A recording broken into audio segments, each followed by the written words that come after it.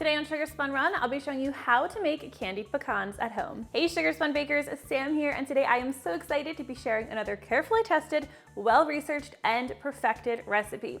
This is actually an old one from the blog, but it was about time for a refresh, so I'm really excited to be remaking it with you today. To get started, you'll want to preheat your oven to 250 degrees Fahrenheit. Now, the first thing that you're going to need for today's recipe is 1 egg white.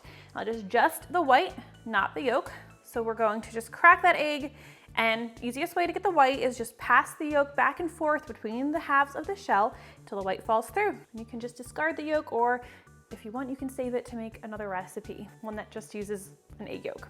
Now I'm going to actually move this to a larger bowl. Should have just cracked it in that one to begin with. We're going to add 1 teaspoon of water and 1 teaspoon of vanilla extract. Now grab yourself a whisk, and we are going to whisk together the egg white, water, and vanilla until this mixture is nice and foamy.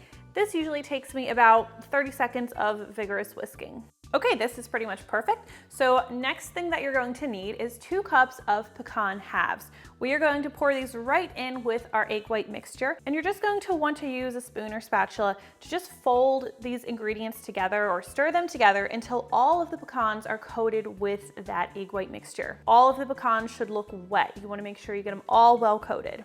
Now this is what's going to make our candy coating stick to our pecans. Let's go ahead and prepare that candy coating. In a separate bowl, we're going to combine 1/3 cup of granulated sugar and 1/3 cup of firmly packed light brown sugar. For seasoning, we're going to add a teaspoon of ground cinnamon and 1/4 teaspoon salt. And I like to add between 1/4 and 1/2 teaspoon of allspice as well, which I think really just brings these pecans to the next level. I'm pretty sure the candied pecans sold at my local Amish market are made with allspice, and that's why I love it in these. It just adds something extra special.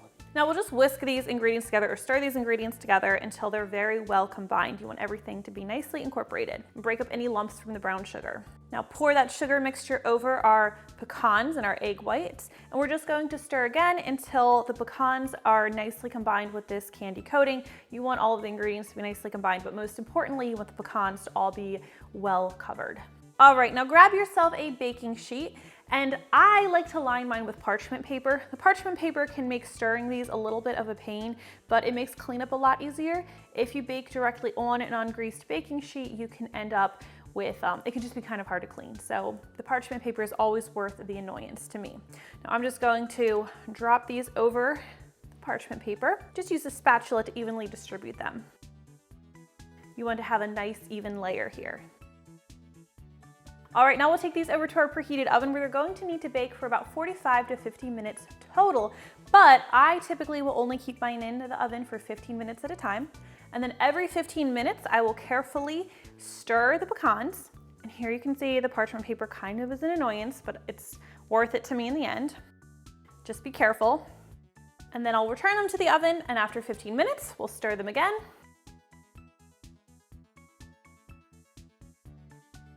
And then after another 15 minutes, typically they are done for me. You can tell that your candied pecans are done when they look nice and dry. You shouldn't see any liquid remaining. If yours still look a little bit wet, just put them in the oven and continue to stir, except once you get near the end, I'd probably only be doing this in 5-minute increments so you don't end up burning them. All right, these are looking perfect. So all that's left to do now is let these cool before you dig in. And that is how easy it is to make candied pecans at home. So much cheaper than buying them from the store, which can be really expensive. And these make a great edible Christmas gift. I love making them for the holidays.